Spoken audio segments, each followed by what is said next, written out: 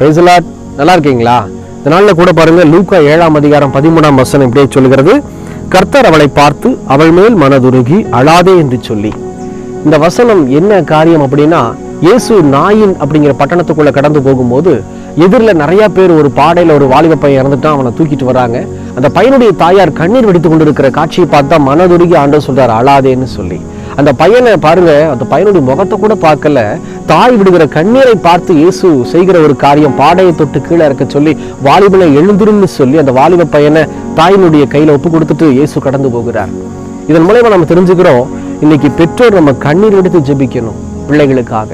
பிள்ளைகள் பாவத்துக்குள்ள போயிடக்கூடாது, சாபத்துக்குள்ள மாட்டிடக்கூடாது.